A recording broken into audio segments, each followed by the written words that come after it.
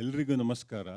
Those who may not understand much of English, I would like to say that if you search in Central Sahitya Academy website, there is a beautiful talk by Sharda Prasad on Dr. Karant, about 70 odd minutes talk and a very detailed question and answer. That would help you all. And we will be conducting this session in Kannada. ಎಲ್ರಿಗೂ ನಮಸ್ಕಾರ.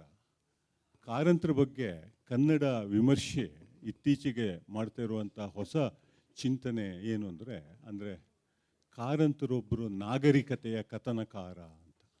ನಾವು ಕಾರಂತರನ್ನು ಹೆಚ್ಚಾಗಿ ಸಾಮಾಜಿಕ ಪರಿವರ್ತನೆಯ ಕಥನಕಾರ ಅಂತ ಹೇಳೋ ರೀತಿಯ ವ್ಯಾಖ್ಯಾನವನ್ನು ಮಾಡ್ತಾ ಬಂದಿದೆ ಕನ್ನಡ ಸಾಹಿತ್ಯ ವಿಮರ್ಶೆ. ಹೊಸ ವಿಮರ್ಶೆಯ ವ್ಯಾಖ್ಯಾನ ನಾಗರಿಕತೆಯ ಕಥನಕಾರ ಅಂತ ಹೇಳೋದು. ಅವ್ರ ಬಗ್ಗೆ ಇರುವಂತಹ ಮಾತು ಏನು ಅಂದರೆ, ಒಂದು 45 ಕಾದಂಬರಿಗಳನ್ನು ಬರೆದಿದ್ದಾರೆ, 427 ಪುಸ್ತಕಗಳು ಇನ್ ಟೋಟಲ್. ಇಲ್ಲೇ ಪಕ್ಕದಲ್ಲಿ ಸೈನ್ಸ್ ಕಾಲೇಜ್ ಇದೆ, ಅಲ್ಲಿ ಹೋಮ್ ಸೈನ್ಸ್ ಡಿಪಾರ್ಟ್ಮೆಂಟ್ ಫಸ್ಟಿಗೆ ಪ್ರಾರಂಭ ಆದಾಗ the ever first Kannada text book for home science studies was written by doctor Karanth. And ಅದರ ಮೇಲೆ ತುಂಬ ಜನಕ್ಕೆ ಇಂಥವು ಗೊತ್ತಿರೋದಿಲ್ಲ, ಯಾಕಂದರೆ ಅವರು ಕನ್ನಡದಲ್ಲಿ ಎಲ್ಲವೂ ಇರಬೇಕು ಅಂತ, ಸಾಹಿತ್ಯ, ಸಂಗೀತ, ವಿಜ್ಞಾನ, ತತ್ವಶಾಸ್ತ್ರ, ಚಿತ್ರಕಲೆ, ಶಿಲ್ಪಶಾಸ್ತ್ರ, ಹೀಗೆ ಕಾರಂತರು ಕೆಲಸ ಮಾಡದ ಏರಿಯಾವೇ ಇರಲಿಕ್ಕಿಲ್ಲ. ಆಮೇಲೆ ಅವರು ಒಮ್ಮೆ ರಾಮಾಯಣ ಮಹಾಭಾರತದ ಬಗ್ಗೆ ಅವರು ಏನು ಕೆಲಸ ಮಾಡಲಿಲ್ಲ ಅಂತ ಒಬ್ಬರು ಹೇಳಿದರು, ಭಾಳ ಹಿರಿಯ ಸಾಹಿತಿ. ಆದರೆ ಅದು ತಪ್ಪು. ಕೌಶಿಕ ರಾಮಾಯಣವನ್ನು ಕಾರಂತರು ಎಡಿಟ್ ಮಾಡಿದ್ದಾರೆ. ಅವರು ಅದನ್ನು ಎಡಿಟ್ ಮಾಡ್ತಾ ಅವರ ಮುನ್ನುಡಿಯಲ್ಲಿ ಹೇಳಿದಂಥ ಒಂದು ಮಾತು ಕಾರಂತರ ಚಿಂತನ ಕ್ರಮಕ್ಕೆ ಹಿಡಿದಂಥ ಕೈಗನ್ನಡಿ ಅಂತ. ಅದರಿಂದ ಅವರನ್ನು ಕೋಟ್ ಮಾಡ್ತಾ ಇದ್ದಾನೆ, ಉಲ್ಲೇಖ: ಮಾಡುತ್ತಾ ಕಲಿಯುವ ನನ್ನ ಚಟಕ್ಕೆ ಇದು ಒಂದು ಅವಕಾಶವಾಯಿತು ಅಂತ. Always he is an not merely experiential learner, he works and learns. That was his style. ಅದರನ್ನೇ ಅವರು ಹೇಳ್ತಾ ಇದ್ದಿದ್ದು, ಮಾಡುತ್ತಾ ಕಲಿಯುವ ಚಟಕ್ಕೆ ನನ್ನ ಚಟಕ್ಕೆ ಇದು ಒಂದು ಅವಕಾಶವಾಯಿತು, while editing Kaushika Ramayana, which is now reprinted recently about 2 years back. ಆಮೇಲೆ ಅವರನ್ನು ಭಾಳ ಜನ ಕನ್ನಡದ ರವೀಂದ್ರನಾಥ್ ಟಾಗೂರ್ ಅಂತ ಹೇಳ್ತಾರೆ. ಪದ್ಯಗಳನ್ನು ಬರೆದಿದ್ದಾರೆ ಅವರು, ಅದು ಕೊನೆಯ ಹಂತದಲ್ಲಿ. ಬಟ್ ಅವರು ಕನ್ನಡದ ಕಾದಂಬರಿ, ಸಣ್ಣ ಕತೆ, ಪ್ರಬಂಧಗಳು ಮತ್ತು ಹಾಸ್ಯ ಬರಹಗಳು ಎಲ್ಲವನ್ನ ಅವರು ಬರೆಯದೇ ಇದ್ದಂಥ ಕ್ಷೇತ್ರವೇ ಇರಲಾರ್ದು. ಪ್ರವಾಸ ಕಥನಗಳಿಗೆ ಸಂಬಂಧಪಟ್ಟಾಗಿ ಇವತ್ತು ಕಾರಂತರು ಒಂದು ದೊಡ್ಡ ನೆನಪು. ಕೊನೆಯ ಒಂದು ಮಾತನ್ನು ಹೇಳ್ತಿದ್ರೆ, I have to share my childhood experience with Karanth. My father was an advocate in Puttur. We had a house there. ಕಾರಂತರು ಈವ್ನಿಂಗ್ ಅವರ ವಾಕಿಂಗ್ ಹೋಗಿ ಅವರಲ್ಲಿ ಪೊಲೀಸ್ ಸ್ಟೇಷನ್ ಹತ್ರದಿಂದ ಒಂದು ಬುಕ್ ಸ್ಟಾಲ್ ಇತ್ತು, ಅಲ್ಲಿಂದ ಒಂದು ಟೈಮ್ಸ್ ಆಫ್ ಇಂಡಿಯಾ, ಹಿಂದೂ ಮತ್ತು ಇನ್ಯಾವುದೋ ಒಂದು ಪೇಪರ್ ತೊಗೊಂಡು ಡೈಲಿ ಬರೋದು. I and my younger brother, who is an advocate now, we used to run our huge compound of an acre and go to the road and ಕಾರಂತರಿಗೆ ಒಂದು ನಮಸ್ಕಾರ ಅಂತ ಹೇಳೋದು. Because ಅವರು ನಮಗೆ ಪುನಃ ನಮಸ್ಕಾರ ಮಾಡ್ತಾ ಇದ್ರು ಕಾರಂತರು. ಆ್ಯಂಡ್ ನಮಗೆ ಯಾರು ಶಾಲೆಯಲ್ಲಿ ನಮಸ್ಕಾರ ಮಾಡ್ತಾ ಇರಲಿಲ್ಲ. ದೇರ್ ಬೈ ನನಗೇನು ಗೊತ್ತಾಯಿತು ಈಗ ಹಿಂತಿರುಗಿ ನೋಡುವಾಗ ಅಂದರೆ, ಕಾರಂತರಲ್ಲಿ ಸಮಾನತೆ ಅಂತ ಹೇಳೋದು, ಈಕ್ವಾಲಿಟಿ ಅಂತ ಹೇಳೋದು ಒಂದು ಗ್ರೇಟ್ ವ್ಯಾಲ್ಯೂ ಅವರಿಗೆ. ಆದ್ದರಿಂದ ನನಗೆ ಈಗ ಅನಿಸೋದು, ನಾನೊಬ್ಬ ಹುಡುಗ ಆಗಿದ್ರು, 3 years we did it whenever he was in ಇದು. ಎವ್ರಿ ಟೈಮ್ ನಮಗೆ ಪುನಃ ಅವರು ಪ್ರತಿ ನಮಸ್ಕಾರ ಮಾಡಿದ್ರು. And he always used to respect. The point what I say before I ask this questions is, ಅವರ ಅಳಿದ ಮೇಲೆ ಅಂತ ಹೇಳುವ ಕಾದಂಬರಿ, even in translation it's available ನೋಡಿ. ಅದರಲ್ಲಿ ಯಶವಂತರಾಯ ಅಂತ ಒಬ್ಬ ನಾಸ್ತಿಕ, ಏಥಿಸ್ಟ್, ಅವನು ಕೊಟ್ಟ ದುಡ್ಡು. ಶಿವರಾಮ ಅಂತ ಒಬ್ಬ ನೆರೇಟರ್, ಅವನು ಆ ದುಡ್ಡನ್ನು ತಗೊಂಡು ಏನೋ ಕಷ್ಟಪಟ್ಟು ಒಂದು ವಿಲೇಜ್ಗೆ ಹೋಗ್ತಾನೆ. ಆ ವಿಲೇಜ್ನಲ್ಲಿ ಅವನ ಅಜ್ಜಿ ಹೇಳೋದು, ನನಗೆ ಈ ದುಡ್ಡು ಬೇಕಾಗಿಲ್ಲ, ನಮ್ಮ ಊರಿನ ಬೆನಕನ ಗುಡಿ ಹಾಳಾಗಿದೆ, ಅದನ್ನು ಸರಿ ಮಾಡಿಸು ಅಂತ. ಆ ನಾಸ್ತಿಕನ ದುಡ್ಡನ್ನು ಈ ನಾಸ್ತಿಕ ತಗೊಂಡು ಬಂದು ಆಸ್ತಿಕಳಾದ ಅಜ್ಜಿಯ ನಂಬಿಕೆಗೆ ಅನುಸಾರವಾಗಿ ಒಂದು ಗುಡಿಯನ್ನು ಅವ ಕಟ್ತಾನೆ. This is Karanth. He always respect sincerity and the value system and the values what you if you walk the talk, he is the best honored person in the mind of Karant. Having said that, I have my first question to doctor Ullas Karanth. Sir, ನೀವು ಈಗ ಈ ಪುಸ್ತಕವನ್ನು ಬರೆದಿದ್ದೀರಿ. ಇದರ ಮೊದಲು ಕಾರಂತರ ಹುಚ್ಚು ಮನಸ್ಸಿನ 10 ಮುಖಗಳು 1948, ಸ್ಮೃತಿ ಪಟಲದಿಂದ ಅದು 77 to 79 ವಾಲ್ಯೂಮ್ಸ್. ಆಮೇಲೆ ಅಳಿದುಳಿದ ನೆನಪುಗಳು 1995 ಬಂದಿದೆ. ಈಗ ಹೆಬ್ಬಾರ್ ಹುಚ್ಚು ಮನಸ್ಸಿನ 10 ಮುಖಗಳಿಗೆ ಮಾಡಿದಂಥ ಚಿತ್ರ ಇದೆಯಲ್ಲ, ಅವರದ್ದು ಹಲವು ಕೈಗಳು ಮತ್ತು ಪೆನ್ನು, ಕಡ್ಡಿ ಇತ್ಯಾದಿಗಳು, ಅದು is an emblem like for Karanth's thing which is embedded in our mind. ಈಗ ನನ್ನ ಪ್ರಶ್ನೆ ಏನು ಅಂತ ಹೇಳಿದ್ರೆ, ನೀವು ಇದರಲ್ಲಿ ನಿಮ್ಮ ತಾಯಿಯನ್ನು, ನಿಮ್ಮ ತಂದೆಯಷ್ಟೇ ಪ್ರಾಮುಖ್ಯವಾದಂಥ ಒಬ್ಬರು ಆಗಿ ನೀವು ಚಿತ್ರಿಸಿದ್ದೀರಿ. ನಮಗೆ ಅವರ ಇಂಟರ್ವ್ಯೂಗಳು ಅವು ಇವು ನೋಡಿ ಗೊತ್ತಿತ್ತು, ಆದರೆ ಅಲ್ಲಿ ನಮಗೆ ತುಂಬ ಗೊತ್ತಿರಲಿಲ್ಲ ಲೀಲಾ ಕಾರಂತರ ಬಗ್ಗೆ ನೀವು ಇದರಲ್ಲಿ ಹೇಳಿರುವಷ್ಟು. ಮತ್ತು ಅದರಲ್ಲಿ ನೀವು ತಾಯಿಯ ಜೊತೆ ಬಾಲವನದ ನಿಮ್ಮ ಅನುಭವವನ್ನು ಹೇಳಿದ್ದೀರಿ. ಅಲ್ಲಿ ಮರಳು ಅಕ್ಕುವಿಗೊಂದು ಸ್ನಾನ ಮಾಡಿಸೋ ಸೀನ್ ಇದೆ. ಎಷ್ಟು ಇದು ಅಂದರೆ, ಅವಳು 3 ತಿಂಗಳಿಂದ ಸ್ನಾನ ಮಾಡಿದವಳನ್ನು ಸ್ನಾನ ಮಾಡಿಸಿ ತಲೆ ಬಾಚಿ, ಈ ಥರದ ಮೈಲ್ ಕಲ್ಲು ಬ್ಯಾರ್ತಿ, ಗೋಳಿಕಟ್ಟೆ ಬಾಯಮ್ಮ, ಕಾರ್ಮಿನ್ ಬಾಯಿ, ಗಿರಿಜಾ ಕುಲಾಲ್, ಹೀಗೆ ಅನೇಕರ ಬಗ್ಗೆ ನೀವು ಬರೆದಿದ್ದೀರಿ. ಅಂದರೆ ಕಾರಂತರ ಮನೆಯನ್ನು, ಬಾಲವನವನ್ನು ನಿಮ್ಮ ತಾಯಿ ಲಾಕ್ ಮಾಡದೆ ಪೇಟೆಗೆಲ್ಲ ಹೋಗ್ತಾ ಇದ್ರಂತೆ. ಎಲ್ಲಿಗೆ ಹೋದ್ರು ಲಾಕ್ ಮಾಡಲಿಕ್ಕೆ ಮನೆಯೊಳಗೆ ಏನಿದೆ ಕದೀಲಿಕ್ಕೆ ಅಂತ ಕೇಳಿದ್ರೆ ಹೇಳ್ತಾ ಇದ್ರಂತೆ ಅವರು. ಅದೆಲ್ಲ ನಮಗೆ ಈ ನಿಮ್ಮ ಪುಸ್ತಕ ಓದಿ ಗೊತ್ತಾಗಿರೋದು. ಸೊ ಮೈ ಕ್ವಶನ್ ಈಸ್, ನೀವು ಈ ಪುಸ್ತಕವನ್ನು ಯಾಕೆ ಬರೆದ್ರಿ? ಬಹಳ ವ್ಯವಸ್ಥಿತವಾಗಿ ಬರೆದ್ರಿ. ಮೊದಲ 2 ಚಾಪ್ಟರನ್ನು ನೀವು 3 ಒಟ್ಟಿಗೆ ಬರೆದ್ರಿ. ಆಮೇಲೆ ಉಳಿದ ಚಾಪ್ಟರ್ಗಳನ್ನು ನೀವು 3 ಪ್ರತ್ಯೇಕವಾಗಿ ಬರೆದ್ರಿ. ಇದರ ಹಿನ್ನೆಲೆಯನ್ನು ಸ್ವಲ್ಪ ಹೇಳ್ಬೋದು?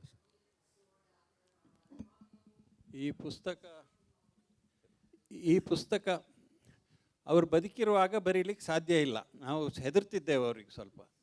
ಸೊ ಅವರು 97ನೇ ಇಸ್ವಿಯಲ್ಲಿ ಸತ್ತು ಹೋದ್ಮೇಲೆ ಇದನ್ನು ಬರಿಬೇಕು ಅಂತ ಒಂದು ಯೋಚನೆ ಬಂತು.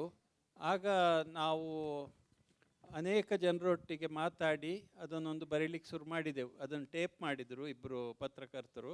ಆದರೆ ಅದು ಎಲ್ಲಿಗೂ ಹೋಗಲಿಲ್ಲ, ಎಲ್ಲಿಗೂ ತಲುಪಲಿಲ್ಲ, ಅದು ಅಲ್ಲೇ ನಿಂತೋಯ್ತು. ಮತ್ತು ನಾವೇ ಎಡಿಟ್ ಮಾಡಿ, ನಾವು 3 ಜನ ಎಡಿಟ್ ಮಾಡಿ ಬೇರೆಯವರಿಂದ ಅವರ ಲೇಖನಗಳನ್ನು ತರಿಸ್ಕೊಂಡು ಬರೆಯುವ, ಇದನ್ನು ಅಸೆಂಬಲ್ ಮಾಡುವ ಅಂತಾಯಿತು. ನಮ್ಮ 3 ಪ್ರೊಫೆಷನಲ್ಸ್, ನಾವು ಬ್ಯುಸಿ ಇದ್ದೇವೆ. ಅದು ಮುಂದೆ ಹೋಗಲಿಲ್ಲ, ಯಾಕಂದರೆ ಗ್ಯಾಪ್ಸ್ ಇತ್ತು, ಎಲ್ಲರೂ ಸಿಕ್ಕಲಿಲ್ಲ. ಮತ್ತು ಅನೇಕರು ನಾವು ಯಾರನ್ನು ಕೇಳಬೇ ಅಂತ ಆಗುವಾಗ ಅವ್ರು ಸತ್ತೋಗ್ತಾರೆ. ಸೊ ಇದರಲ್ಲಿ ವಯೋಮಾನದ ಒಂದು ಸಮಸ್ಯೆ ಬಂತು. ಮತ್ತು ಕೊನೆಗೆ ನಾನು ಇವರಿಬ್ಬರ ಹತ್ರ ಹೇಳಿದೆ, ನಾವೇ ಕೂತು ಬರೆಯುವ, ಇದು ಅದೆಲ್ಲ ಉಪಯೋಗಿಸ್ಕೊಳ್ಳುವ, ನಾವೇ ಕೂತು ಬರೆಯುವ ಅಂತ ಭಾಳ ಒಂದು ಹಠ ಹಿಡಿದು ಬರೆದ ಪುಸ್ತಕ ಇದು. ಅದರಲ್ಲಿ ಅತಿ ಮುಖ್ಯವಾದದ್ದೇನೆಂದರೆ, ನಮ್ಮ ಅಮ್ಮನ ಪಾತ್ರ, ಲೀಲಾ ಕಾರಂತರ ಪಾತ್ರ ಬಹಳ ಜನರಿಗೆ ಗೊತ್ತಿಲ್ಲ. ಅವರು ಎಷ್ಟು ಪ್ರಮುಖವಾಗಿದ್ದರು, ಇವರು ಒಂದು ಶಕ್ತಿಯಾಗಿ ಬೆಳೀಲಿಕ್ಕೆ ಅವರ ಕಾಂಟ್ರಿಬ್ಯೂಷನ್ಸ್ ಎಷ್ಟಿದೆ ಎನ್ನುವುದು ಸಾರ್ವಜನಿಕವಾಗಿ ಗೊತ್ತಿಲ್ಲ. ನಮ್ಮ ಸಮೀಪ ವಲಯದಲ್ಲಿದ್ದವರಿಗೆಲ್ಲ ಗೊತ್ತುಂಟು, ಆದರೆ ಸಾರ್ವಜನಿಕರಿಗೆ ಗೊತ್ತಿಲ್ಲ. ಹಾಗಾಗಿ ಅವರು, ನಮ್ಮ ಅಮ್ಮ, ಅವರ ಕೊನೆಯ ದಿನಗಳೆಲ್ಲ ದಾರುಣವಾಗಿದ್ದೆವು, ಅದೆಲ್ಲ ಪುಸ್ತಕದಲ್ಲಿದೆ. ಆದರೆ ಅವರು ಒಂದು ಶಕ್ತಿಶಾಲಿಯಾಗಿರುವಾಗ ನಾವು ತಾತ ಮತ್ತು ಅಮ್ಮ ಅಂತ ಕರೆಯೋದು. ನನ್ನ ಅಣ್ಣನ ತಂದೆಯವರನ್ನು ತಾತ ಅಂತ ಕರೆಯೋದು, ಅಮ್ಮ ಎಷ್ಟೊಂದು ಶಕ್ತಿಶಾಲಿಯಾಗಿ ಬೆಂಬಲ ಕೊಟ್ಟಿದ್ದರು ಅನ್ನೋದನ್ನು, ಮತ್ತು ಅವರು ಎಂಥ ಕರುಣಾಮಯಿ ಒಂದು ವ್ಯಕ್ತಿತ್ವ ಅಂತ ಆ ಭಾಗಗಳನ್ನು ನನ್ನ ಅಕ್ಕ ಮತ್ತು ತಂಗಿ ಭಾಳ ಚೆನ್ನಾಗಿ ಮೂಡಿಸಿದ್ದಾರೆ. ನಾವು ಒಂದು ರೀತಿ ಕೆಲಸವನ್ನು ಹಂಚಿಕೊಂಡೆವು. ಬೇರೆ ಕೆಲವು ವಿಚಾರ ಎಲ್ಲ ನಾನು ಬರೆದಿದ್ದೇನೆ, ಅವರಿಬ್ಬರು ಆ ಭಾಗಗಳು ಬರೆದದ್ದು ಭಾಳಷ್ಟು. ಅವರು, ಯಾಕಂದರೆ ಮಾಲಕನಿಗೆ 8 ವರ್ಷ ಲೀಡ್ ಇತ್ತು, ಅವರು ಜಾಸ್ತಿ ನೋಡಿದ್ದಾರೆ ನಮ್ಗಿಂತ ಅವರನ್ನು. ಅದನ್ನು ತುಂಬ ಚೆನ್ನಾಗಿ, ಆ ರೀತಿ ರೂಪಕವಾದ ಪುಸ್ತಕ ಇದು. ಈಗ ನೆಕ್ಸ್ಟ್ ಕ್ವಶನ್ ಮಾಲವಿಕಾ ಮೇಡಮ್ ಅವರಿಗೆ. ಡಾಕ್ಟರ್ ಮಾಲವಿಕಾ ಅವರು ನಿಮಗೆ ಗೊತ್ತಿರುವಾಗ ಅಂತಾರಾಷ್ಟ್ರೀಯ ಪ್ರಖ್ಯಾತವಾದಂಥ ಚೈಲ್ಡ್ ಸೈಕಿಯಾಟ್ರಿಸ್ಟ್ ಅವರು. ಈವನ್ ಇವರು ಕೂಡ, ಉಲ್ಲಾಸ್ ಅವರು ಕೂಡ ಹಾಗೆ ಅಂತಾರಾಷ್ಟ್ರೀಯ ಪ್ರಖ್ಯಾತವಾದ ವನ್ಯಜೀವಿ ತಜ್ಞ. ಮತ್ತು ಇವರು ಜೀವಿಕಾ ಅಂತ ಒಂದು ಕಾದಂಬರಿ ಬರೆದಿದ್ದಾರೆ. ಮತ್ತು ಕಾರಂತರಿಗೂ ಇವರಿಗೂ ಕೆಲವು ಸಮಾನತೆ ಅಂಶ ಏನು ಅಂದರೆ, ಕಾರಂತರು ಟ್ರಾನ್ಸ್ಲೇಟ್ ಮಾಡಿದ ಅವರ ಮಕ್ಕಳ ಒಂದೇ ಪುಸ್ತಕ ಅಂದರೆ ಇವರ ಕೋಟ ಪ್ರಪಂಚ, ಮಾಲವಿಕಾ ಅವರು ಬರೆದಿದ್ದು. ಆಮೇಲೆ ನಾನು ಬಾಲವನಕ್ಕೆ ಹೋದಾಗ ನನಗೆ ಗೊತ್ತಾಗಿದ್ದೇನು ಅಂತ ಹೇಳಿದರೆ, ಮಾಲವಿಕಾ ಮೇಡಮ್ ಅವರಿಗೆ ಕಾರಂತರು ಅವರ ಜ್ಞಾನಪೀಠ ಪ್ರಶಸ್ತಿ ಕೊಟ್ಟ ಕಂಚಿನ ಪುತ್ಥಳಿಯನ್ನು ಅವರಿಗೆ ಕೊಟ್ಟಿದ್ದರಂತೆ. ಅವರು ಅದನ್ನು ಅಲ್ಲಿ ಡಿಸ್ಪ್ಲೇಗೆ ಇಟ್ಟಿದ್ರು. ಆಮೇಲೆ ಅವರು ಸೈಕಾಲಜಿಯ ಬಗ್ಗೆ ಪುಸ್ತಕಗಳನ್ನು ಬರೆದಿದ್ದಾರೆ. ವಾಟ್ ಈಸ್ ದ ಹರಿ ಅಂತ ಹೇಳೋದು ಒಂದು ಭಾಳ ಮುಖ್ಯವಾದ ಪುಸ್ತಕ. ಆಮೇಲೆ ನಮ್ಮ ಹಳೆಯ ಶಾಸ್ತ್ರಗಳ ಬಗ್ಗೆ, ಆಯುರ್ವೇದ ವಿಚಾರಗಳ ಬಗ್ಗೆ ಎಲ್ಲ ತುಂಬ ಅವರು ಸಂಶೋಧನೆಗಳನ್ನು ಮಾಡಿದ್ದಾರೆ. ಹಾಗಾಗಿ ಈಗ ಇಲ್ಲಿ ನಾನು ಕೇಳ್ತಾ ಇರೋದಂದರೆ, ನಿಮಗೆ ತುಂಬ ಸಮಾನವಾದ ಅಂಶ ಇದೆ. ಯಾಕಂದರೆ ಸೈಕಾಲಜಿ ಕಾರಂತರ ಒಂದು ಭಾಳ ಮುಖ್ಯವಾದಂಥ ಆಸಕ್ತಿಯ ಕ್ಷೇತ್ರ. ಅವರ ಕಾದಂಬರಿಯಲ್ಲಿ ಸೈಕಾಲಜಿ ಕೂಡ ಭಾಳ, ನೀವು ಅದನ್ನು ಅಭ್ಯಾಸ ಮಾಡಿದ್ದೀರಿ. ಆಮೇಲೆ ನಿಮ್ಮ ಒಂದು ಪುಸ್ತಕವನ್ನು ಅವರು ಅನುವಾದ ಬೇರೆ ಮಾಡಿದ್ದಾರೆ ಕನ್ನಡಕ್ಕೆ. I think that is the only book of his children he translated into Kannada. ಈಗ ನಿಮ್ಮ ತಂದೆಯವರಿಂದ ನಿಮ್ಮ ಲರ್ನಿಂಗ್ ಪಾಯಿಂಟ್ಸ್ ಅಂದರೆ, ನೀವು ಏನು ಕಲ್ತ್ರಿ, ಹೇಗೆ ಅವರ ಜೊತೆ ನಿಮ್ಮ ಸಂಬಂಧ ಇತ್ತು? ಈ ಪುಸ್ತಕವನ್ನು ಬರೆಯೋದಕ್ಕೆ ನಮಗೆ ನಮ್ಮ ಹಿಂದೆ ಬಿಟ್ಟು ನಮ್ಮನ್ನು ಫೋನ್ ಮಾಡಿ ಕರೆದು ಜೋರು ಮಾಡಿ ಬರೆಸಿದವರು ಚಿರಂಜೀವಿ ಸಿಂಗ್. ಅದು ನಾವು ಮರೆಯೋ ಹಾಗಿಲ್ಲ. 10 ವರ್ಷ ನಮ್ಮ ಹಿಂದೆ ಬಿದ್ದಿದ್ದರು ಅವರು. ಅಷ್ಟು ಸುಲಭದಲ್ಲಿ ಆಗದ ಕೆಲಸ ಅಲ್ಲ ಅದು. ಯಾಕಂದರೆ ಯಾರೋ ನಿಮ್ಮನ್ನು ಪುಷ್ ಮಾಡಬೇಕು, ಅವರು ಬ್ಯುಸಿ, ನಾವು ಅವ್ರಿಗಿಂತ ಬ್ಯುಸಿ, ಇದರಲ್ಲೇ ಆಗ್ತಾ ಇತ್ತು. ಈಗ ಇಷ್ಟಾದರೂ ಟೈಮ್ ಆದಮೇಲೆ ನಮಗೆ ಬರೀಲಿಕ್ಕಾಯ್ತಲ್ಲ ಅಂತ. ಆದರೆ ಅದರ ಶೇಪಲ್ಲಿ ಇವರೆಲ್ಲರೂ ಕಾಂಟ್ರಿಬ್ಯೂಟ್ ಮಾಡಿದ್ದಾರೆ. ನಮ್ಮ ಚಿರಂಜೀವಿ ಸಿಂಗ್ ಅವ್ರದ್ದು ಸ್ಪೆಷಲ್ ಥ್ಯಾಂಕ್ಸ್. ಆಮೇಲೆ ಕಾರಂತರಿಂದ ನಾನು ಏನು ಕಲಿತೆ ಅಂದರೆ, ಒಂದು, ಇವರು ಹೇಳಿದ ಹಾಗೆ ಏನಾದರೂ ನೀನು ಬರಿಬೇಕಾದ್ರೆ ಅದು ಮೊದಲು ಮಾಡು, ಆಮೇಲೆ ಬರಿ ಅಂತ. ಇದು ನನ್ನ ಫಸ್ಟ್ ಲೆಸನ್ನು. ಏನೇ ನಾನು ಹೇಳಿದರೂ ಫಸ್ಟ್ ನಾನು ಮಾಡಿ ನೋಡ್ತೇನೆ, ಆಮೇಲೆ ಅದ್ರ ಬಗ್ಗೆ ಬರೀತೇನೆ. ಇದು ತುಂಬ ಒಳ್ಳೆಯ ಲೆಸನ್ನು. ಯಾಕಂದರೆ ಇಲ್ಲದಿದ್ದರೆ ನಾವು ಪಾಶ್ಚಾತ್ಯ ಬುಕ್ಸನ್ನೇ ಓದೋದು, ಅದರಿಂದಲೇ ಕರೆಯೋದು, ಬೇರೆಯವ್ರು ಹೇಳಿದ್ದನ್ನೇ ನಾವು ರಿಪೀಟ್ ಮಾಡ್ತಾ ಬರ್ತೇವೆ. ಇದರಲ್ಲಿ ನನ್ನ ಕೆಲಸ ಎಲ್ಲ ಗ್ರಾಸ್ ರೂಟ್ಸ್ ಲೆವೆಲಲ್ಲಿದೆ, ಟ್ರೈಬಲ್ ರೀಜನಲ್ಲಿ, ರೂರಲ್ ಸ್ಕೂಲ್ಸಲ್ಲಿ. ಹಾಗಾಗಿ ನನಗೆ ಕಾರಂತರ ಮುಖ್ಯ ಲೆಸನ್ ಅದು. ಎರಡನೇ ಲೆಸನ್ ಅಂದರೆ, ಮಗು ಒಂದು ವಿದ್ವಾಂಸ, ಅವನನ್ನು ನೀವು ರೆಕಗ್ನೈಸ್ ಮಾಡಬೇಕು. ಅದು ಇವಾಗಲೂ ನಾವು ಮಾಡ್ತಾ ಇಲ್ಲ, ಅವರು ಆ ಟೈಮಲ್ಲಿ ಮಾಡಿದರು. ಆದರೆ ನನಗೆ ಹೇಗೆ ಕನ್ವಿನ್ಸ್ ಆಯ್ತು ಅದರಿಂದ. ಈಗ ಎಷ್ಟೋ ಜನರಿಗೆ ನಾನು ಹೇಳ್ತೇನೆ, learn from children what to teach them. ಇವರು ಏನು ಮಾತಾಡ್ತಾ ಇದ್ದಾಳೆ, ನಾವು ಅವ್ರಿಗೆ ಹೇಳ್ಕೊಡ್ಬೇಕು, ಅವ್ರು ಹೇಗೆ ನಮ್ಗೆ ಹೇಳ್ಕೊಡ್ತಾರೆ ಅಂತ ಪ್ರಶ್ನೆ. ಆದರೆ ಕಾರಂತರು ನಮ್ಮನ್ನು ಬೆಳೆಸಿದ ರೀತಿ ಹೇಗಂದರೆ, ನಾವು ವಿದ್ವಾಂಸರು, ಅವ್ರು ನಮ್ಮ ಫ್ರೆಂಡು. ಸೊ ನಾವು ಪ್ರಶ್ನೆ ಕೇಳಿದರೆ ಅವರು ಉತ್ತರ ಕೊಡಬೇಕು, ಅವ್ರಿಗೆ ಕೊಡ್ಲಿಕ್ಕೆ ಆಗದೇ ಇದ್ದರೆ ಅವರು ಓದಿ ಆದರೂ ಕೊಡಬೇಕು. ನಾವು ಅವರನ್ನು ಈಕ್ವಲ್ ಆಗಿ ಟ್ರೀಟ್ ಮಾಡಿದೆವು. ನಮ್ಮ ಜಗತ್ತಲ್ಲಿ ಕಾರಂತರು ನಾವು ಎಲ್ಲ ಒಂದೇ. ನಾವು ಒಬ್ಬರ ಹತ್ರ ಜಗಳ ಮಾಡೋದು, ಒಬ್ರಿಗೆ ಹಾಸ್ಯ ಮಾಡೋದು.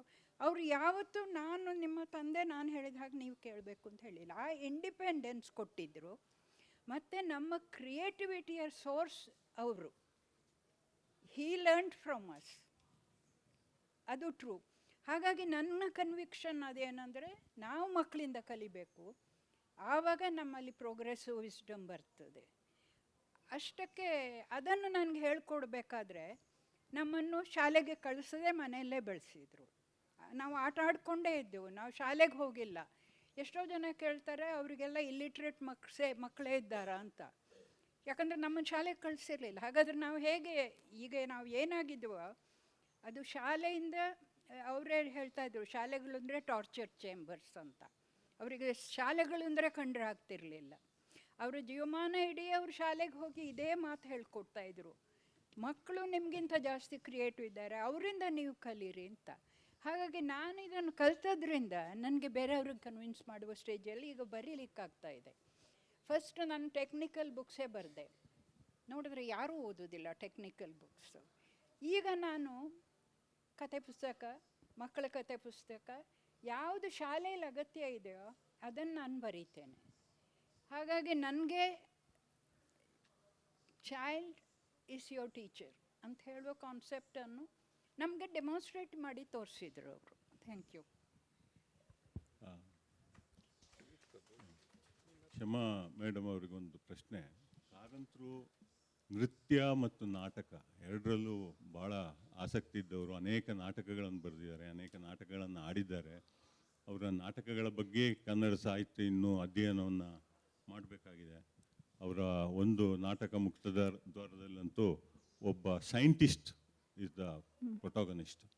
ಈಗ ಅವರ ನಾಟಕ ಮತ್ತು ಇವುಗಳ ಹಿನ್ನೆಲೆಯಲ್ಲಿ, ಅವರ ನೃತ್ಯದ ಹಿನ್ನೆಲೆಯಲ್ಲಿ ನಿಮ್ಮ ಮೇಲೆ ಖಂಡಿತವಾಗಿ ಒಂದಷ್ಟು ಪ್ರಭಾವ ಆಗಿದೆ. ನೀವು ಕೇಳುಚರಣ ಮಹಾಪಾತ್ರ, ಅವರ ಅಂಥ ಮಹಾಗುರುವಿನ ಜೊತೆ ಕಲಿತವರು. ನೀವು ಈ ಪುಸ್ತಕ ಬರೆಯೋ ಹಿನ್ನೆಲೆಯಲ್ಲಿ ಮತ್ತು ನಿಮ್ಮ ಸಂದರ್ಭದಲ್ಲಿ ಕಾರಂತರ ಬಗ್ಗೆ ನೀವು ಏನು ಹೇಳಿ? ಒಂದಂದರೆ ಎಲ್ಲರೂ ಕಾರಂತರನ್ನು ನೋಡಿ ಭಯ ಪಡ್ತಾ ಇದ್ದರು ಆಗಿನ ಕಾಲದಲ್ಲಿ. ಆದರೆ ನಮಗೆ ಯಾವುದೇ ಹೆದರಿಕೆಯೂ ಇರಲಿಲ್ಲ. ನಮ್ಮ ತಾತ ಅಂದರೆ ಅಷ್ಟೊಂದು ಪ್ರೀತಿ.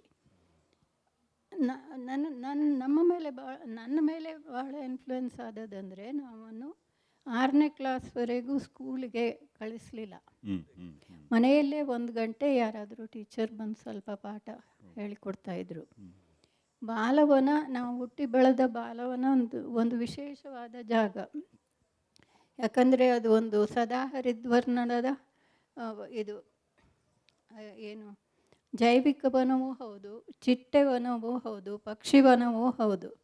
ಇಂಥ ಒಂದು ಜಾಗ 6 ಎಕರೆ ಜಾಗದಲ್ಲಿ ಓಡಾಡುತ್ತಾ ಚೇಸಿಂಗ್ ಬಟರ್ಫ್ಲೈಸ್ ಇಂಥದ್ದೇ, ಮರ ಹತ್ತುವುದು, ಹಕ್ಕಿಗಳನ್ನು ನೋಡುವುದು, ಹಕ್ಕಿಗಳ ಕೂಗನಾಲಿಸುವುದು. ಬೇರೆ ಹಳ್ಳಿಯ ತುಳು ಭಾಷೆಯಲ್ಲಿ ನಮಗೆ ಎಷ್ಟೋ ಗಿಡ ಮರಗಳ ಹೆಸರುಗಳು ಗೊತ್ತಿದ್ದವು.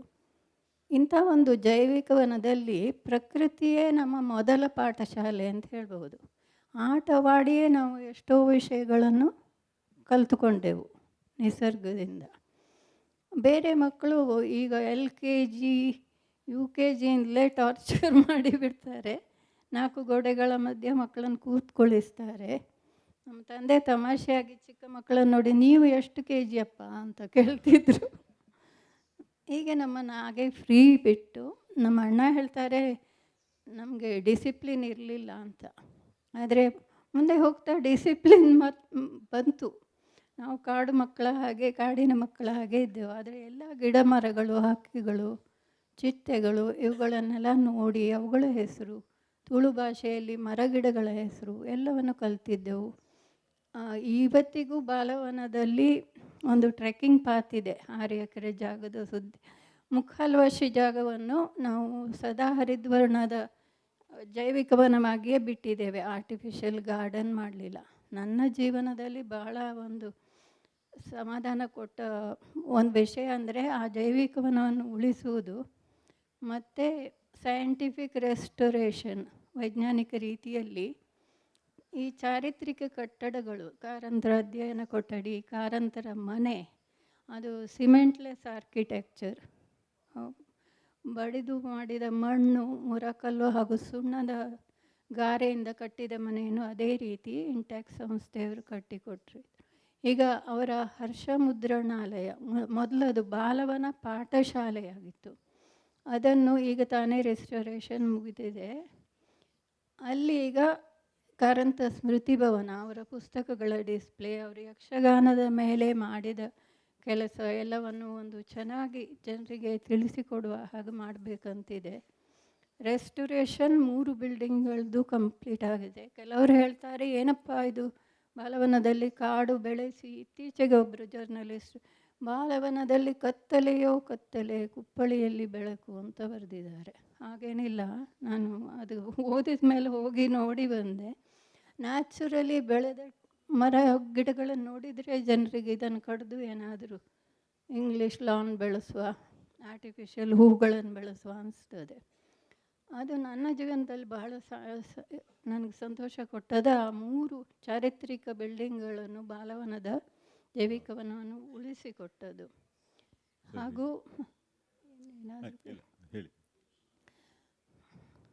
ನೃತ್ಯದ ಬಗ್ಗೆಯೋ, ಯಕ್ಷಗಾನ, ನಮ್ಮ ತಂದೆಯವರಿಗೆ ಕ್ಲಾಸಿಕಲ್ ಡ್ಯಾನ್ಸಲ್ಲಿ ಇಂಟ್ರೆಸ್ಟ್ ಇರಲಿಲ್ಲ. ಚಿಕ್ಕದಿರುವಾಗ ಒಂದು ಸಲ ಋತುಯಾತ್ರೆ ಎನ್ನುವ ಒಂದು, ನನಗೆ 7 ವರ್ಷವೋ 8 ವರ್ಷವೋ, ಅವರ ನೃತ್ಯ ನಾಟಕದಲ್ಲಿ ಒಂದು ತುಂಬಿಯ ಪಾತ್ರ ಮಾಡಿದೆ. ಆಮೇಲೆ ಕೀಚಕ ಸೈರಂಧ್ರಿಯಲ್ಲಿ ಉತ್ತರೆಯ ಪಾತ್ರ ಮಾಡಿದೆ. ಅವರು ಎದ್ದು ನಿಂತರೆ, ಅವರೊಂದು ಪೋಸ್ ಕೊಟ್ಟರೆ ಅದು ಅಷ್ಟೊಂದು ಚೆನ್ನಾಗಿ ಕಾಣ್ತಿತ್ತು. ಏನಾದರೂ ಒಳ್ಳೆ ಸಂಗೀತ, ಅದು ಅವ್ರಿಗೆ ಹಿಂದೂಸ್ತಾನಿ ಮತ್ತು ಯಕ್ಷಗಾನದ ಸಂಗೀತ ಭಾಳ ಇಷ್ಟ. ಅದನ್ನು ಕೇಳಿದರೆ ಅವ್ರು ತಾನೇ ಎದ್ದು ಗೆಜ್ಜೆ ಕಟ್ಟಿ ಕುಣಿತಾ ಇರ್ತಿದ್ರು. ಅವರೊಂದು ಪೋಸ್ ಕೊಟ್ಟರೆ ಅಷ್ಟೊಂದು ಅಟ್ರಾಕ್ಟಿವ್ ಆಗಿರ್ತಾಯಿತ್ತು. ಅದು ನಾವು ಮಾಡಿದರೆ ಯಾಕೆ ಅಷ್ಟು ಚೆನ್ನಾಗಿ ಬರೋದಿಲ್ಲ. ನಾನು ಚಿಕ್ಕದಿರುವಾಗಲೇ ಯೋಚನೆ ಮಾಡಿದೆ. ಯಾಕಂದರೆ ಆ ಒಂದು ಬಾಡಿ ಡಿಸಿಪ್ಲಿನ್ ಇರಬೇಕು. ಮತ್ತು ಏನೇ ಕಲೆ ಆದರೂ ನಾವು ಅಂತರಾಳದಿಂದ ಬರಬೇಕು. To feel it and express. ಇದಕ್ಕೆ ನೃತ್ಯದ ಭಾಷೆಯಲ್ಲಿ ಹೇಳೋದಾದರೆ ಸಾತ್ವಿಕ ಅಭಿನಯ ಅಂತಾರೆ. ಇದೆಲ್ಲ ಮಾಡಬೇಕಾದ್ರೆ ನನಗೊಂದು ಬಾಡಿ ಡಿಸಿಪ್ಲಿನ್ ಬೇಕು ಅಂತ 3 ವರ್ಷ ಈ ಭರತನಾಟ್ಯ ಕಲಿತೆ. ಆಮೇಲೆ ಎಷ್ಟೋ ವರ್ಷಗಳ ನಂತರ ಮೆಡ್ರಾಸಿಗೆ ಹೋದ್ಮೇಲೆ ನಾನು 2 ಮಕ್ಕಳ ತಾಯಿ ಆದಮೇಲೆ ಒಡಿಸ್ಸಿ ನೃತ್ಯ ಕಲಿತೆ. ಆಮೇಲೆ ಪ್ರತಿ ವರ್ಷ ಗುರು ಕೇಳುಚರಣ ಮಹಾಪಾತ್ರ ಅವರ ಗುರುಕುಲಕ್ಕೆ ಹೋಗಿ ಅದನ್ನು ಮುಂದುವರಿಸಿದೆ. ಒಂದು ಸಲ ನಾವು ದುಬೈಗೆ ಹೋದಾಗ ನಮ್ಮ ತಂದೆಯವರು ನನಗೂ ಒಂದೇ ರೂಮ್ ಕೊಟ್ಟಿದ್ದರು. ಸಂಜೆಯ ಶೋಗಾಗಿ ನಾನು ಆಗೆಲ್ಲ ಕ್ಯಾಸೆಟ್ ಇತ್ತು, ಪ್ರಾಕ್ಟೀಸ್ ಮಾಡ್ತಾಯಿದ್ದೆ ಡ್ಯಾನ್ಸು ಒಂದು ಬದಿಯಲ್ಲಿ. ಏನಪ್ಪ ಇನ್ನು ಏನು ಬೈತಾರೋ ಅಂತ ಭಯ ಆಗ್ತಾಯಿತ್ತು. ಹಾಗೆ ಏನು ಆಗೋ ಇದು ಮ್ಯೂಸಿಕ್ ತುಂಬ ಚೆನ್ನಾಗಿದೆಯಲ್ಲ, ಅದು ಒರಿಸ್ಸಾದ ಮ್ಯೂಸಿಕ್ಕು, ಒಡಿಸ್ಸಿ ಮ್ಯೂಸಿಕ್ ಅಂತಲೇ ಒಂದಿದೆ. ಮತ್ತು ಎಲ್ಲ ಶಿಲ್ಪದ ಅಂಗಭಂಗಿಗಳು ಭಾಳ ಚೆನ್ನಾಗಿದೆ ಈ ಡ್ಯಾನ್ಸು ಅಂತೇಳಿ ನನಗೆ ಆಶ್ಚರ್ಯ. ಹಾಗೆ ನನ್ನ ಕಲೆಯನ್ನು ಮುಂದುವರಿಸಿಕೊಂಡು ಹೋಗ್ಲಿಕ್ಕಾಯಿತು. ಅವರಿಗೆ ಭಾಳ ಒಂದು ಪ್ರಖರವಾದ ಸೌಂದರ್ಯ ಪ್ರಜ್ಞೆ ಇತ್ತು. ಯಾವುದೇ ಒಂದು ಲೈನ್ಸು, ಆಕೃತಿ ಇದನ್ನೆಲ್ಲ ಕಂಡ್ರೆ ಅವ್ರಿಗೆ ಕೂಡಲೇ ಯಾವುದು ಚೆನ್ನಾಗಿದೆ ಯಾವುದು ಚೆನ್ನಾಗಿಲ್ಲ ಅಂತ ಗೊತ್ತಾಗ್ತಿತ್ತು. ಅಂದರೆ ನಮ್ಮ ಭಾವನೆಯನ್ನು ನಾವು ಯಾವುದೇ ಕಲಾ ಮಾಧ್ಯಮದಲ್ಲಿ ನಮ್ಮ ಆಂತರಿಕ ಭಾವನೆಗಳನ್ನು ಚಿಂತನೆಗಳನ್ನು ನಾವು ವ್ಯಕ್ತಪಡಿಸಬೇಕು. ಆಗಲೇ ಅದಕ್ಕೆ ಡ್ಯಾನ್ಸಿನ ಭಾಷೆಯಲ್ಲಿ ಹೇಳೋದಾದರೆ ಸಾತ್ವಿಕ ಅಭಿನಯ ಅಂತಾರೆ. ಅದನ್ನು ಫೀಲ್ ಮಾಡಿ ಮಾಡಬೇಕು ಅಂತ. ಮೇಡಮ್, ಪುನಃ ಇದನ್ನು ನಾವು ಇನ್ನಿನ ಪ್ರಶ್ನೆಯಲ್ಲಿ ಮುಂದುವರಿಸ್ಬೋದು. ಈಗ ನಾನು ವಿಶ್ವೇಶ್ವರ ಭಟ್ರಿಗೆ ಅವರ ಅನುವಾದಕ್ಕೆ ಸಂಬಂಧಪಟ್ಟ ಹಾಗೆ ಒಂದು ಪ್ರಶ್ನೆ. ವಿಶ್ವೇಶ್ವರ ಭಟ್ರಿಗೆ ನಿಮಗೆ ಈ ಬಯೋಗ್ರಫಿ ಅಂತ ಹೇಳುವ ಫಾರ್ಮೇ ಭಾಳ ಇಷ್ಟದ್ದು. ನನಗೆ ನೆನಪಿದ್ದಾಗ ಈಗ ಅಟಲ್ ಬಿಹಾರಿ ವಾಜಪೇಯಿ ಬಗ್ಗೆ, ಲಾಲ್ ಕೃಷ್ಣ ಅದ್ವಾನಿ ಅವರ ಇದನ್ನು ಬಯೋಗ್ರಫಿನ ನೀವು ಟ್ರಾನ್ಸ್ಲೇಟ್ ಮಾಡಿದ ಆವಾಗ ಅದು ರೆಕಾರ್ಡ್ ಸೇಲ್ಸ್ ಆಗೋಯಿತು. ಆಮೇಲೆ